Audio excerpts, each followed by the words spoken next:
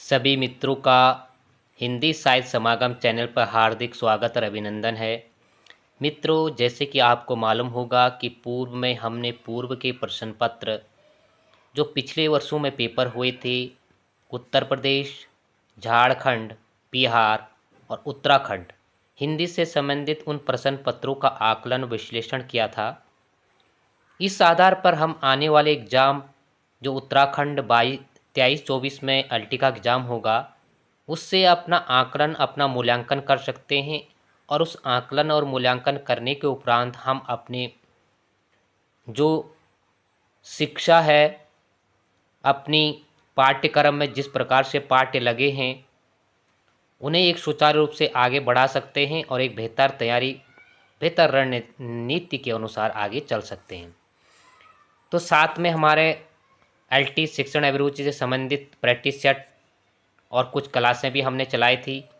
मैंने यूट्यूब पर 3 जो है प्लेलिस्ट बनाई है। एक हिंदी साहित्य से संबंधित बनाई है, एक एनसीईआरटी से संबंधित प्लेलिस्ट अब ओपन हो चुकी है, और तीसरी जो प्लेलिस्ट उसमें बनी हुई है वह शिक्षण अभिरुचि से संबंधित है। तो आप प्लेलिस्ट में जाकर अगर पूर्व के वीडियो आपने नहीं देखे तो डायरेक्ट आप प्लेलिस्ट में जा सकते हैं, साहित्य समागम चैनल MK करके, और वहां से उन वीडियो को देख सकते हैं, अपना आकलन और मूल्यांकन कर सकते हैं। एक बात फिर मैं कहना चाहूँगा कि अगर आप इस चैनल पर नए हैं तो प्लीज़ इस चैनल को सब्सक्राइब कीजिएगा, लाइक और शेयर कीजिएगा, अपने दोस्तों तक भी इस वीडियो को पहुंचाने का कष्ट कीजिएगा। थोड़ा भी आपको लगता है कि इससे हमें फ़ायदा या हमें उचित या बेहतर ज्ञान मिलता है तो ज़रूर से शेयर कीजिएगा। बाकी आपके विवेक पर मैं इस बात को छोड़ देता हूँ। अब चलते हैं हम एनसीईआरटी में। एनसीईआरटी में हमने 4 महत्वपूर्ण जो हमारे पाठ्यक्रम में लगे हैं और छायावाद के 4 स्तंभ हम देख चुके थे, जयशंकर प्रसाद, निराला, पंत और महादेवी वर्मा। इन चारों महत्वपूर्ण छायावादी रचनाकारों की रचनाएं 11वीं, 12वीं और 9वीं, 10वीं में लगी हुई हैं, और 2-2 रचनाएं इनकी एनसीईआरटी में लगी है, तो इसलिए भी और भी महत्वपूर्ण हो जाता है। और पेपर होने से पूर्व हमारी तैयारी, प्रत्येक अभ्यर्थी की तैयारी यह रहती है कि पूर्व के प्रश्न पत्र में किस प्रकार से प्रश्न बने थे और हमारे पाठ्यक्रम में साहित्य के, एनसीईआरटी के या शिक्षण अभिरुचि के जो पाठ लगे हैं, जो टॉपिक लगे हैं, उसके अनुसार हमें तैयारी करनी होगी और करनी भी चाहिए।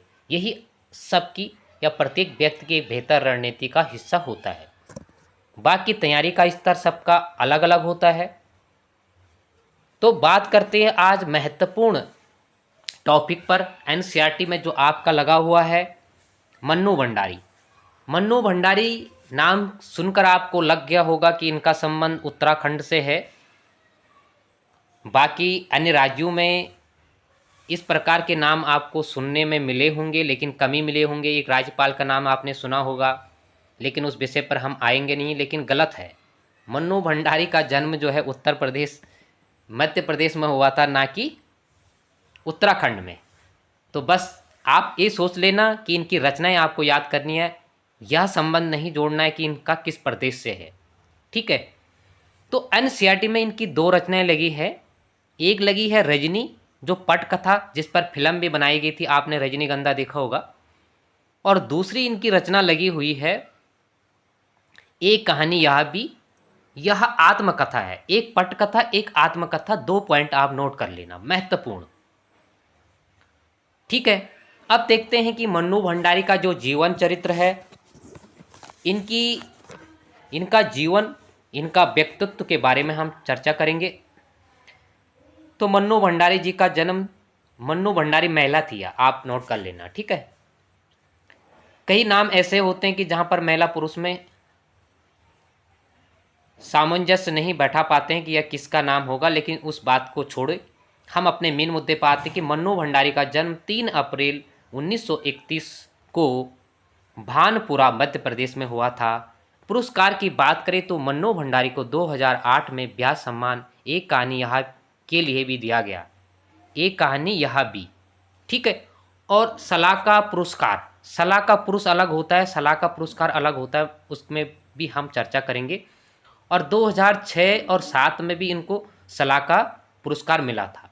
अब मैंने सलाका पुरस्कार आपने कम ही सुना होगा, पूर्व के जो रचनाकारों को मिलता था। आज की जो प्रसिद्धि है यह ज्ञानपीठ पुरस्कार और साहित्य अकादमी पुरस्कार और व्यास सम्मान काफ़ी प्रसिद्ध है। यह सरस्वती सम्मान काफ़ी वो अन्य भाषाओं में भी मिलता है, 24 भाषाओं में, 22 भाषाओं में संवैधानिक भाषाएं हैं और 2 अन्य जैसे अंग्रेजी और राजस्थानी 24 भाषाओं में दिया जाता है, परंतु वह भी 2-4 साल वर्ष मिलता है।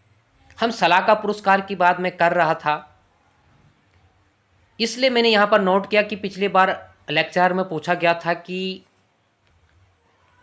रश्मि महादेवी वर्मा की कोई रचना थी जिसमें मंगला पारितोषक सम्मान से इसी प्रकार का कोई सम्मान पूछा गया था, और व्यास सम्मान जो कि उनको ज्ञानपीठ पुरस्कार तो मिला ही था, लेकिन वह पुरस्कार जो है गौण रूप से था।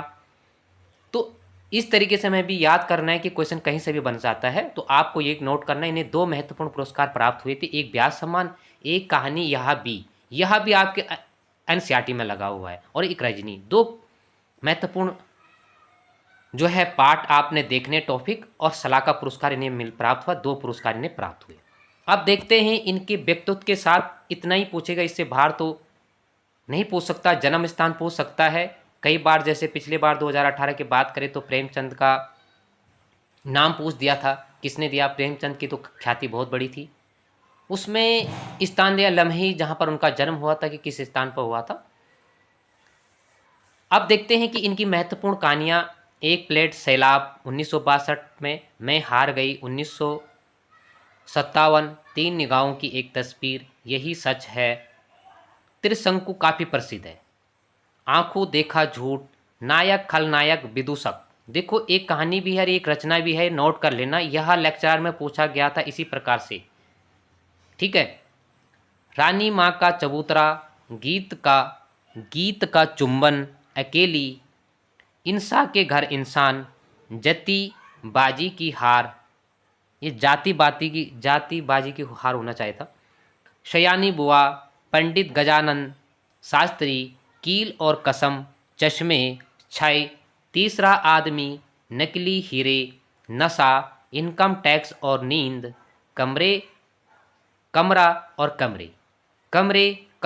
कमरे, छत बनाने वाले, रेत की दीवार, अलगाव, तीसरा हिस्सा, आते जाते यायावार, खोटे सिक्के।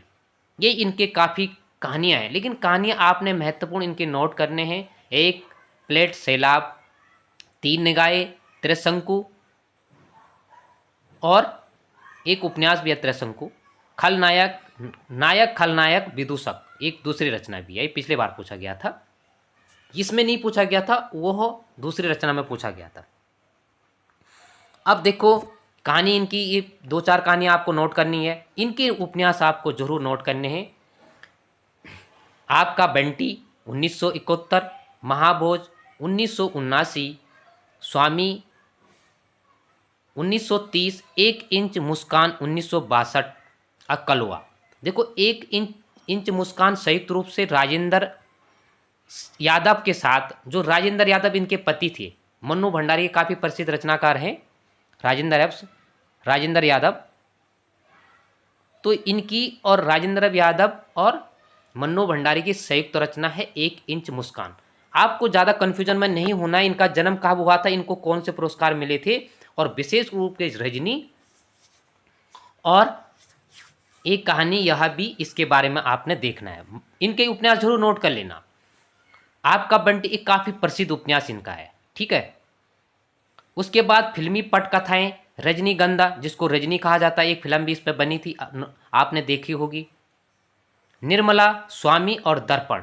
ऐसे भी पूछा जा सकता है कि निम्न में से कौन सी नहीं है, 4 ऑप्शन में दे सकता है उनकी पटकथाएं, तो उनकी 4 पटकथाएं आपको नोट करनी है, ठीक है। पटकथाएं क्या होता है कि जैसे हम कोई कथा पटकथा लिखते हैं और वही हम उसी पर फिल्म या धारावाहिक बना लेते हैं। जैसे दूरदर्शन में आपने देखा होगा कि चंद्रकांता काफ़ी प्रसिद्ध है, चंद्रकांता के बारे में आपने सुना होगा कि उस समय जब एक ऐसा समय था जी, लोगों ने हिंदी जब चंद्रकांता पहले पहले सिनेमा हॉलों पर और टेलीविज़न पर, दूरदर्शन पर इस प्रकार दिखाया गया था, तो लोगों ने हिंदी पढ़ने, आपने पढ़ा होगा और हिंदी साहित्य वालों को तो ये मालूम होगा ही कि लोगों ने चंद्रकांता उसके लिए हिंदी पढ़ना स्टार्ट कर दिया था, हिंदी भाषा पढ़ना स्टार्ट कर लिया था, इतनी लोक प्रसिद्धि थी। जैसे आप रामायण महाभारत देखते हैं, पूर्व समय में क्या होता था कि टेलीविज़न कम मात्रा में थे, जिसके यहाँ रहते थे इतनी भीड़ भाड़ होती थी। तो ये पटकथा है, ठीक है। और पटकथा नए नाम आप सुन रहे होंगे, फिल्म या पटकथा। तो पटकथा की जैसे पटकथा लिखी जाती है उस फिल्म के लिए लिखी जाती है, ये नोट कर लेना। पहले पटकथा लिखी जाएगी और उस पर फिल्म बनाई जाती है, ठीक है, जो स्क्रीन पर दिखाई देते हैं। और फिल्म के साथ दो रूप हैं उस पटकथा के, या तो धारावाहिक के रूप में जिसको आप 1-2 साल लगातार देखते देखते हैं, काफ़ी प्रसिद्धि है, या तो आप उसकी एक फिल्म बन जाएगी, ठीक है। तो इन पॉइंटों को आप नोट कर सकते हैं। आपको जो नोट करना है, इनकी उपन्यास और इनके पटकथाएं आप नोट करेंगे, ठीक है। इसके साथ इनका नाटक भी है, बिना दीवारों का घर और रजनी दर्पण, और इनकी आत्मकथा जो है लगी हुई है, ठीक है। जो रजनी है यह एनसीईआरटी 11वीं की क्लास में लगी है, और एक कहानी यह भी काफ़ी प्रसिद्ध इनकी एक कहानी है, आत्मकथा है मन्नू भंडारी की। इसमें व्यास सम्मान से उन्हें नवाजा गया था। यह जो है 10वीं में लगी हुई है एनसीईआरटी में, ठीक है। ये एक कहानी यह भी पढ़ो शिक्षा के लिए, यह भी इनकी एक रचना है। सवा शेर ग्याऊं प्रेमचंद की एक कहानी भी है। तो सवा शेर ग्याऊं जो है इनकी आत्मकथा है, ठीक है। और एक कहानी यह भी, और यह एक कली यह भी, ये भी इनकी आत्मकथाएं हैं, ठीक है। महाभोज की भी काफ़ी प्रसिद्ध है इनका। तो महाभोज अभी मैंने पूर्व में कहा था, ठीक है।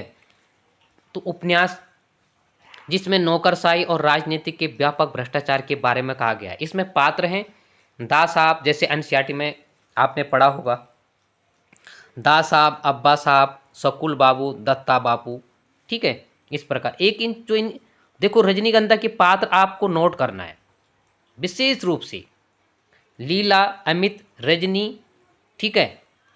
देखो इनके अन्य पात्र भी हैं, मैंने नोट किए हैं। इसके बाद इसमें आपने रजनी गंधा के पात्र नोट करने हैं, लीला, रजनी, अमित, हेडमास्टर, चपरासी, और इसके साथ निदेशक भी है और एन भी है। लेकिन ये 4-5 पॉइंट आपको नोट, रजनी, अमित, लीला, हेडमास्टर और चपरासी, ठीक है। उसके बाद पढ़ो शिक्षा के लिए, यह रचना प्रेमचंद का रूपांतरण किया गया था, ठीक है। लेकिन विशेष रूप से आपने आत्मकथा, पटकथा और उपन्यास इनके देखने हैं, ठीक है, क्योंकि ऑलरेडी पटकथा आपके उसमें लगी हुई है, आत्मकथा भी लगी हुई है। अब इसके बारे में हम थोड़ा चर्चा करेंगे। देखो इनकी एक काफ़ी प्रसिद्ध है रचना है उपन्यास आपका बंटी, जो कि यूजीसी नेट में भी लगा हुआ है। अब बार बार आपको थोड़ा सा बड़ा स्तर लग रहा होगा कि बार बार जो है कि मैं इन शब्दों का उल्लेख क्यों करता हूँ। तो बिल्कुल भी आपको घबराने की ज़रूरत नहीं है कि मैं उच्च स्तर पर इस बात को ले जा रहा हूँ। पहले एलटी होगा, फिर लेक्चरर होगा, और नेट की बात तो बहुत कोसों दूर की बात है, ठीक है। परंतु पिछले साल 2021 में मित्रों एक क्वेश्चन बना था, कृष्णा सोप्ती की एक रचना लगी हुई है एनसीईआरटी में, ठीक है। और कृष्णा सोप्ती की एक रचना लगी है संस्मरण मियां नासरुद्दीन, हम हसमत संग्रह में है। और कृष्णा सोप्ती देखो, अब देखो उनकी रचनाओं के बारे में पूछा गया था जिंदगी नामा, और जिंदगी नामा उपन्यास जो है यूजीसी नेट में लगा हुआ है 1979। 2021 क्वेश्चन में पूछा गया था कि जिंदगी नामा जो उपन्यास है किसका है, तो ये कृष्णा सोप्ती का है। इसके बारे में भी हम आगे पढ़ेंगे। तो आपको मन्नू भंडारी हो सकता है इस बार 100% मुझे उम्मीद है कि इससे एक आध क्वेश्चन मन्नू भंडारी से जरूर बनेगा। अब जो है जिंदगी नामा का कोई संबंध नहीं है एनसीईआरटी से, परंतु मन्नू भंडारी का संबंध है, मन्नू भंडारी की रचना है तो पूछेगा ही पूछेगा। इसी तरीके से आप स्वयं अपने आकलन कर सकते हैं। यह मेरा आकलन है, हो सकता है मेरा आकलन गलत हो, लेकिन आपको पढ़ना तो पड़ेगा ही, ठीक है। तो मन्नू भंडारी की जो आपके बंटी है काफ़ी प्रसिद्ध इनका उपन्यास है, और इसलिए भी है कि मन्नू भंडारी की जो आपका बंटी है, यह आपका बंटी उपन्यास जो है इस ओर ध्यान आकर्षित करता है कि जो है एक वैवाहिक असफल जीवन, शकुन शकुल और अजय का जो जो है विवाह हुआ था और तलाक हो चुका है। तो तलाक होने के बाद उनका जीवन जो है विफल हो जाता है। हमेशा नेट से इस पर क्वेश्चन बनता है। लेकिन दोनों का तलाक होने के उपरांत, पति पति का तलाक होने के उपरांत, उनका असर जो है उनके बेटे पर यानी बंटी पर पड़ता है। तो इसको इस बेहतर जो है कि पारिवारिक परिवेश, पारिवारिक समस्याओं का किस प्रकार बच्चों पर प्रभाव पड़ता है, इस उपन्यास में दर्शाया गया। एक मार्मिक, एक चिंतनीय इस प्रकार से उपन्यास है कि आप अगर इसके बारे में जानोगे तो आपको एक बेहतर आकलन हो सकता है कि वास्तव में जीवन किस प्रकार से आगे बढ़ता है व्यक्तियों का। दूसरी बात, जो अजय है वो जॉब पर है, जबकि शकुन जो है वह प्रिंसिपल है। दोनों एक जॉब वाले हैं, नौकरी व्यवसाय वाले, फिर भी इनका वैवाहिक जीवन विफल हो जाता है। और बड़ी विडंबना यह है कि अजय का तलाक होने के बाद मीरा से अजय की शादी हो जाती है और शकुन का तलाक होने के बाद डॉक्टर जोशी से शकुन का विवाह हो जाता है। तो कहने का तात्पर्य यह है कि दोनों का विवाह वैवाहिक विफलता के बाद भी दोनों की शादी दोबारा हो जाती है, लेकिन अपने बच्चे के प्रवेश के बारे में नहीं, इनको वास्तविकता पता ही नहीं लगती है। लेकिन जब इनका बालक बड़ा होता है तो अपनी पारिवारिक समस्याओं से ऐसा गुजरना पड़ता है इनके बालक को कि बहुत सी बातें सुननी पड़ती है। यहाँ एक मार्मिक और पारिवारिक समस्याओं को उजागर किया गया है इस उपन्यास में। ठीक है, इसी तरीके से जिंदगी नामा भी है। तो जिंदगी नामा भी एक बहुत बड़ा उपन्यास है जो कि नेट में लगा हुआ है। बस आपको ज़्यादा जाने की ज़रूरत नहीं है, थोड़ा मेरे दिमाग में कहानी आ गई थी तो इसलिए मैंने आपको बता दिया। बस आपको इतना रखना कि आपका बंटी उपन्यास है और महाभोज उपन्यास है, 1 इंच उपन्यास है। आपका बंटी उपन्यास जो है मन्नू भंडारी का है। इसमें पात्र है शकुन, अजय, मीरा और जोशी, इनका बेटा है। ठीक है, बंटी बंटी बेटी नहीं है, बेटा है। जैसे कई नाम होते हैं, जैसे सोनू, तो सोनू बालिका का नाम भी होता, बालक का नाम भी हो। पिंकी, पिंकी एक बेटे का नाम भी होता, बालक का नाम भी हो। तो कई बार हमें थोड़ा सा कन्फ्यूजन होता था, उनका बेटा है बंटी। ठीक है, तो इसके बारे में मैंने आपको बताया। रजनी की बात करूं तो रजनी किस प्रकार का, रजनी में है क्या, तो रजनी जो पटकथा है इसका मुख्य उद्देश्य है व्यवसायी बनती शिक्षा की समस्याओं की अपनी ओर ध्यान खींचता है। जो आज उस दौर में जैसा था कि जैसे आपने देखा होगा कि कुछ वर्ष पूर्व में समाचारों में हम देखते थे कि ट्यूशन पर रोक थी, सरकारी गवर्नमेंट टीचर ट्यूशन नहीं पढ़ा सकते थे। आज का ज़माना है ट्यूशन नहीं पढ़ा सकते, लेकिन आप ऑनलाइन क्लासें ले सकते हो, लेकिन स्कूल टाइम पर नहीं। तो तब इसका प्रभाव क्या था कि व्यवसाय बन रहा था। ठीक है, जैसे कि पिछले बार एक क्वेश्चन पूछा गया था शेखर जोशी का गलता लोहा, तो गलता लोहा में क्या पूछा गया था, यही मुख्य उद्देश्य पूछा गया था कि गलता लोहा किस पर आधारित है, तो जातिवाद पर आधारित था। इसी प्रकार रजनी में पूछा जा सकता है कि रजनी जो कहानी पटकथा है किससे संबंधित है, तो यह जो है व्यवसायी बनती शिक्षा के बारे में रजनी में उल्लेख किया गया है। अब आते हैं इनकी रचना में आते हैं एक कहानी यहाँ में भी। ठीक है, तो इस प्रकार से कहीं अभी मैंने बताया था कि कृष्ण सोबती का भी मैंने एग्जाम्पल दिया था, और किसकी, मन्नू भंडारी का। एक महत्वपूर्ण पॉइंट मैं आपको बताना चाहूँगा कि देखो, आप उच्च हाई लेवल के एजुकेशन में अगर आप कहीं पेपर आपने दिए होंगे तो वहाँ पर स्पेशल कुछ लगे रहते हैं, कुछ महिलाओं की रचनाएं भी लगी रहती है। और हम देखते हैं कि अगर हम बात करें आदिकाल की बात करें तो आदिकाल में भी इस विशेष प्रकार की महिलाओं का उल्लेख हमें नहीं मिलता है। उसके बाद अगर हम चले तो भक्ति काल में हमें वर्णन मिलता है मीराबाई का, और मीराबाई का वर्णन मिलने के उपरांत अगर हम उसके बाद हमें किसी सशक्त महिला की भूमिका अगर हमें हिंदी में देखने को मिलती है, रचनाओं में देखने को मिलती है, तो फिर महादेवी वर्मा का बीच में होगी, लेकिन उनके विशेष प्रकार का उनने उतना उल्लेख, उतना बेहतर कार्य नहीं किया। उसके बाद हम जो है महादेवी वर्मा को पढ़ते हैं, और महादेवी वर्मा का जीवन काल भी काफ़ी विशाल था कि छायावाद में उनकी रचनाएं थी, और हर प्रकार के पेपर में उनके क्वेश्चन पूछे ही जाते हैं, और आधुनिक मीरा भी उन्हें कहा जाता है। उसके बाद में नंबर आता है तो कृष्णा सोप्ती का आता है, और कृष्णा सोप्ती का नाम इसलिए भी आता है क्योंकि कृष्णा सोप्ती को कई पुरस्कारों से प्राप्त हुए थे। 2017 में कृष्णा सोप्ती को जो है ज्ञानपीठ पुरस्कार भी मिला था। उसी प्रकार से मन्नू भंडारी। उसके बाद आधुनिक काल में तो काफ़ी महिलाएं हैं, तो इस उद्देश्य से भी हमें यह रचना पढ़नी है। आगे हम देखते हैं। अब रजनी के बारे में भी हमने बता दिया है, और उसके बारे में ये कहानी, यह भी एक कहानी में एक कहानी यह में आपने यह देखना है, एक आत्मकथा है, ठीक है। और आत्मकथा में देखो दो चीज़ें उन्हें प्रभावित करती है, महत्वपूर्ण। यूजीसी नेट 2023 में एक कहानी यह है, यह यूजीसी नेट में भी लगा हुआ है, और डायरेक्ट एक क्वेश्चन ऐसा बना था कि किससे जीवन लेखिका की भी वही है, पात्र भी वही है, प्रभावित हुआ था। तो अपने आत्मकथा मतलब स्वयं की आत्मकथा ही तो होती है, अपनी आत्मकथा तो लिखेगा आदमी। तो इसी प्रकार मन्नू भंडारी ने लिखी थी एक कहानी यह भी। इसका दो प्रमुख पहलू हैं, एक तो शिक्षिका शीला दीक्षित अग्रवाल का सहयोग, दूसरा पिता का प्रभाव से ग्रसित होना, ठीक है। तो दो व्यक्तियों की भूमिका थी, लेकिन ये कब की बात थी, जब देश प्रेम और स्वतंत्रता आंदोलन में भाग लिया था, ठीक है। भाग लेने की बात कही गई थी मन्नू भंडारी, तो यह विषय था, एक विषय, ये कहानी यह भी, ठीक है।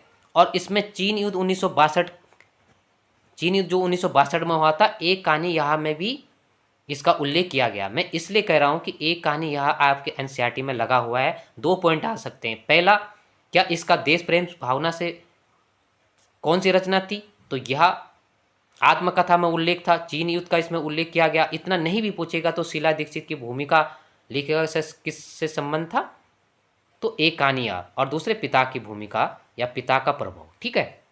इन दो पॉइंट को आप नोट कर लेंगे। इसके बाद आगे हम कुछ देखेंगे इसमें, वैसे मैंने इसमें काफ़ी बताने की कोशिश की है।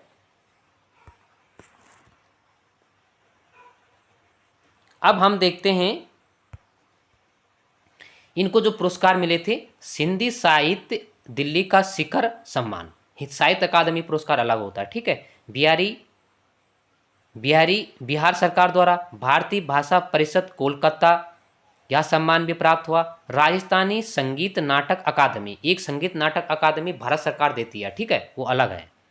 उत्तर प्रदेश हिंदी संस्थान द्वारा पुरस्कृत, ये पुरस्कार उन्हें प्राप्त हुए थे। अब मन्नू भंडारी हिंदी कहानी में उस समय सक्रिय हुई जब नई कहानी आंदोलन अपने उठान पर था। नई कहानी आंदोलन छठा दशक में जो नया मोड़ आया, उसमें मन्नू भंडारी जी का विशेष योगदान रहा। उनकी कहानियों में कहीं पारिवारिक जीवन, कहीं नारी जीवन, कहीं समाज के विभिन्न वर्गों के जीवन की विसंगतियाँ विशेष आत्मीय अंदाज में अभिव्यक्त हुई है।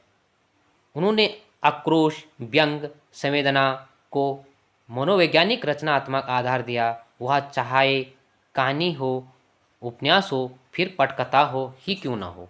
तो इसमें उन्होंने काफ़ी काम किया था, ठीक है, कहानी में भी, पटकथा में भी और उपन्यास में भी, ठीक है। तो मन्नू भंडारी का व्यक्तित्व इस प्रकार का काफ़ी बड़ा था। अब हम देखते हैं कि मीन कथा पटकथा होती क्या है, इसके बारे में थोड़ा जान लेंगे। आपने उपन्यास, नाटक, कहानी, रेखा चित्र के बारे में पढ़ा, पटकथा में थोड़ा सा आपको ऐसा लगा होगा। और एक पटकथा का वर्णन फिर हमें मिलेगा कहाँ, शिखर जोशी के उसमें, ठीक है। अगर पटकथा की बात करें, जो टेलीविज़न पर धारावाहिकों की बात करें, तो सर्वप्रथम हमें कहाँ से मिलता है, शेखर मनोहर श्याम जोशी जो है, इनकी महत्वपूर्ण भूमिका थी पटकथाओं में लिखने में। इनकी एक पटकथा है, ठीक है, तो इनकी भी एक पटकथा है, हम लोग उसके बारे में फिर हम चर्चा करेंगे अभी। यहाँ आप मन्नू जी द्वारा लिखित एक पटकथा पढ़ने जा रहे हैं। पटकथा यानी ये मूल विषय का थोड़ा विषय वस्तु लिया है मैंने, विषय वस्तु पूछा जा सकता है, उसे मैंने बता दिया कि जो पटकथा है वह व्यवसाय बनती शिक्षा के बारे में है। बाकी मैंने उसकी तुलना पिछले पेपर से भी कर ली, तो इसी प्रकार के गलते लोहे के बारे में भी आया था। ठीक है। पटकथा यानी पट या स्क्रीन के लिए लिखी गई वह कथा रजत पट फिल्म का स्क्रीन के लिए भी हो सकती है और टेलीविज़न के लिए भी। जैसे मैंने पूर्व भी कहा, पटकथा लिखी जाती है, फिर उसमें फिल्म बनाई जाती है या धारावाहिक के रूप में उसको बनाया जाता है। मूल बात यह है कि जिस तरह मंच पर खेलने के लिए नाटक लिखे जाते हैं, उसी तरह कैमरे से फिल्माए जाने के लिए पटकथा लिखी जाती है। देखो, जैसे खेलने के लिए नाटक लिखा जाता है, तो पटकथा फिल्म बनाने के लिए लिखी जाती है। कोई लेखक किसी भी दूसरी विधा में लेखन करके उतने लोगों तक अपनी बात नहीं पहुंचा सकता जितना कि पटकथा लेखन द्वारा, क्योंकि पटकथा शूट होने के बाद धारावाहिक या फिल्मों के रूप में लाखों करोड़ों दर्शकों तक पहुंच जाती है। इस लोकप्रियता के चाहते ही पटकथा लेखन की ओर लेखकों का भी पर्याप्त रुझान हुआ और पत्र पत्रिकाओं द्वारा पुस्तकों में भी पटकथा छपने लगी। प्रस्तुत पाठ में रजनी धारावाहिक की एक कड़ी दी जा रही है। ठीक है। देखो, पटकथा, देखो, एक हम अगर अपनी रचनाएं पेपर में छपाते हैं, अपनी पुस्तक छपाते हैं, लोग उतने लोगों तक नहीं पहुंच पाती है, लेकिन हम यूट्यूब पर डालते हैं। आज वर्तमान की बात कर रहा हूँ, लेकिन पहले अगर हम फिल्में, उस पर फिल्म बन जाती थी और उसमें धारावाहिक बन जाती थी, तो उस जो है पटकथा लेखक की जो है पहुंच बढ़ जाती थी और वह लाखों करोड़ों लोगों तक, क्योंकि संचार ऐसा माध्यम है जहां एक आदमी से लाखों आदमी तक पहुंच जाता है। ठीक है। कुल मिलाकर रजनी पिछली सदी में 90वें दशक का एक बहुत चर्चित टीवी धारावाहिक रहा। यह वह समय था जब हम लोग बुनियाद जैसे सोपेरा दूरदर्शन का भविष्य गढ़ रहे थे। बासु चटर्जी के निर्देशन में बने इस धारावाहिक की हर कड़ी अपने में स्वतंत्र मुकम्मल होती थी। उन्हें आपस में गूंथने वाली सूत रजनी थी। हर कड़ी में वो यह जुझारू इंसाफ पसंद स्त्री पात किसी न किसी सामाजिक राजनीतिक समस्या से जूझती नजर आती थी। अब देखो, रजनी के बारे में क्या क्या, जब पटकथा का प्रारंभ हुआ था, तो इससे पूर्व मैंने कहा था मनोहर श्याम जोशी की एक रचना लगी हुई है आपकी इसमें, सिल्वर वेंडिंग, एक लंबी कहानी है। ठीक है। और मनोहर श्याम जोशी का उसमें काफ़ी प्रसिद्ध था। जैसे इसमें लिखा गया है कि हम लोग मनोहर श्याम जोशी की क्या है, धारावाहिक है, पटकथा है, और पहली पटकथा इसे माना भी जाता है। नोट कर लेना। वासुदेव चटर्जी निर्देशन में बनी थी रजनी, इस पॉइंट को भी नोट कर लेना, ऐसा क्वेश्चन भी पूछा जा सकता है। ज़्यादा कुछ नहीं पूछना है, एक प्रारूप, एक चित्र में आपके दिमाग में पहुंचाने की कोशिश कर रहा हूं कि इस प्रकार से इस विषय में है, इस पार्ट में है। क्योंकि अभी जिस प्रकार से स्टेटमेंट वक्तव्य आया आयोग के अध्यक्ष का, तो निश्चित तौर पर कि कुछ अंदर से पूछेगा, क्योंकि चिंतनात्मक पूछेगा, रचनात्मक पूछेगा, तो कुछ बड़ा क्वेश्चन आ सकता है जहां से आपको अपना दिमाग लगाना ही पड़ेगा। हवा में आप तीर नहीं मार सकते हो। ठीक है। तो उस समय जब एक धारावाहिक चल रहे थे, तो उसी समय रजनी आई। लेकिन रजनी काफ़ी प्रसिद्धि इसलिए मिली कि रजनी एक स्त्री के बारे में जो जुझारू थी, इंसाफवादी थी, सामाजिक राजनीति से जूझ रही थी, उसकी रजनी की भूमिका थी। ठीक है। बस प्रस्तुत अंश भी व्यवसाय बनती शिक्षा समस्या की ओर हमारा ध्यान खींच दिया, जैसे मैंने इस पॉइंट में नोट कर लिया है। ठीक है। तो आप लोगों को यह महत्वपूर्ण पॉइंटों पर मैंने आप लोगों को बता दिया है, इसकी विषय वस्तु मैंने आपको समझा दिया है। ऐसा नहीं कि बड़े एग्जाम में जैसे एन एग्जाम होते कि विषय वस्तु, लेकिन यहाँ से भी विषय वस्तु से भी क्वेश्चन पूछा जा सकता है, जैसे पिछले बार पूछा गया था। बस इसका निचोड़ मैं आपको बताना चाहूँगा, क्योंकि कहानी बड़ी होकर आपके दिमाग थोड़ा सा बात ऊपर पहुँच गई होगी, और हर किसी के बस का बाउंसर खेलना भी इतना नहीं होता आसान। तो कुल मिला के मेरे कहने का तात्पर्य यह है कि आपको मन्नू भंडारी का जीवन परिचय के बारे में थोड़ा मालूम होना चाहिए। मन्नू भंडारी का जन्म जो है उत्तराखंड में नहीं बल्कि मध्य प्रदेश में हुआ था। नाम से आप आकलन मत कर लेना। दूसरी बात, इनके उपन्यास पटकथा और आत्मकथा। ठीक है। आपका बंटी काफ़ी प्रसिद्ध उपन्यास है। इसमें पात्र के बारे में मैंने अगर आएगा भी तो शकुन, अजय, डॉक्टर जोशी और मीरा, इनके बालक, ये तलाकशुदा विफल जीवन का असर जो है इनके बालक में पड़ता है। अब हम एनसीईआरटी पर बात करें। रजनी, रजनी जो है शिक्षा व्यवसाय, जो शिक्षा को व्यवसाय बनाया गया उस पर लिखा गया है, पटकथा है। ठीक है। और डॉक्टर बसु के निर्देशन में यह बना था, जो है इस पर एक जो है पटकथा, एक धारावाहिक बनी थी। ठीक है। इनकी पटकथाएं हैं रजनी, निर्मला, स्वामी और दर्पण। ठीक है। उपन्यास आपका बंटी, महाभोज, स्वामी, एक इंच मुस्कान। ठीक है। उसके बाद हम चले इनकी आत्मकथा। एक कहानी यह भी पढ़ो शिक्षा के लिए, सवा शेर ग्याऊं प्रेमचंद की कहानी भी है। ऐसा मत सोच लेना कहाँ से यह आ गया। एक कली यह भी। ठीक है। तो जितना मैं बोल रहा हूँ आप अपने दिमाग को उस तरीके से मत दौड़ाना। बस मैं एक आपके दिमाग में एक मैप तैयार कर रहा हूँ कि इस प्रकार से क्वेश्चन बन सकते हैं। इस प्रकार से आप देखो, बने ना बने, लेकिन जो साक्ष्य है, जो प्रमाण है, वही मैं आपको तथ्य परोस रहा हूँ, बल्कि इधर उधर नमक मिर्च लगा के नहीं परोसने की कोशिश कर रहा हूँ। जो तथ्य हैं वही, उसी को मैं समझाने की कोशिश कर रहा हूँ, और आपको भी तथ्यों के आधार पर चलना है। कई बार हम देखते हैं कि इस चैनल के माध्यम से आप ये कर सकते हो, आप इस कोर्स को अर्जित करोगे तो आप इतने दिन में ऐसा कोर्स के सफल कोर्स बन जाएगा, आप सफल बन जाओगे। तो बोलने और करने में बहुत अंतर होता है। आप छोटे छोटे पॉइंट को लिखोगे, स्वयं स्व अध्ययन करोगे, तो आपका आकलन मित्रों बेहतर हो सकता है। अभी भी मौका है। एक महत्वपूर्ण पॉइंट मैं आपसे कहना चाहूँगा कि जब तक पेपर की डेट नहीं आती है, आपका कठिन स्तर क्या है? साहित्य कठिन स्तर है क्या? पैडागोजी या शिक्षण अभिरुचि का आप कठिन स्तर है? उन महत्वपूर्ण पाठों को देखने की कोशिश कीजिएगा। संस्कृत कठिन स्तर है तो उसको देखने की कोशिश कीजिएगा। आप जो कठिन से कठिन स्तर है उसको देखने की कोशिश कीजिएगा। थोड़ा थोड़ा बहुत आप प्रैक्टिस सेट भी कीजिएगा साथ साथ में। और जैसे एग्ज़ाम के आएगा तो आपको देखो, पढ़ाई, एग्ज़ाम आन एग्ज़ाम की डेट आना और 2-3 लास्ट जो महीने का समय बचता है उसमें कोई बड़ी पढ़ाई नहीं होती है, बल्कि उसमें रिवीजन होता है। कभी भी पॉइंट आप नोट कर लेना। अगर आपको सफल होना है तो आप अभी से अपनी तैयारी कीजिएगा।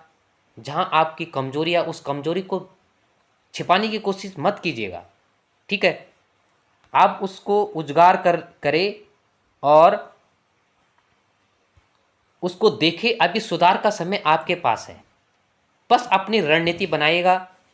आपके पास इतना माध्यम है। आज आधुनिक काल के समय में आपके पास अच्छी बुकें हैं, इतने नोट्स हैं। यूट्यूब चैनल के माध्यम से आप विभिन्न चैनल को देखते होंगे। कहाँ से आपको अच्छा मिल रहा है, आप बुरे की फिक्र छोड़िएगा। जहाँ से भी आपको अच्छाई मिलता है उन अच्छाई को अर्जित करके अपने नोट्स में नोट्स बनाइएगा स्वयं अपना, जिससे कि आपका पढ़ाई, आपका स्तर बेहतर हो सकता है।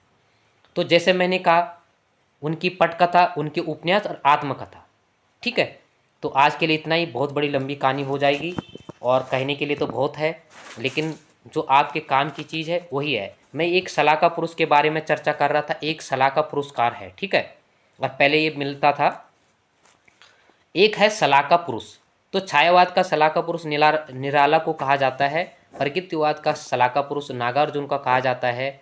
और प्रयोगवाद का सलाहकार पुरुष अज्ञे को कहा जाता है। मित्रों, मेरा जिस तरीके से आप अभ्यर्थी हैं, मैं भी एक स्वयं एक अभ्यर्थी हूँ ना। मेरे एक छोटा सा मोबाइल के साथ ही मैं आपके सम्मुख रखता हूँ इन बातों को। ना मेरे पास एडिटिंग है, कहीं पर गलती भी होती होगी मैं उसको सुधार नहीं सकता हूँ। और अगर आधा घंटे में कोई क्लास होती है तो उसमें से 400 से 500 वाक्य, वर्ड निकलते हैं, शब्द निकलते हैं प्रत्येक आदमी के मुंह से। और कोई शब्द का उच्चारण या ज़्यादा या कम होता है तो उसके लिए हम क्षमा चाहेंगे। परंतु आप भी एक रचनात्मक ढंग से तैयारी कीजिएगा। पिछले पेपर को देखिएगा, है ना। नया क्या है, कौन सी अगर लगा हुआ है, कौन सा पार्ट लगा है, तो उससे हमें क्या लेना है, ये भी ज़रूरी है।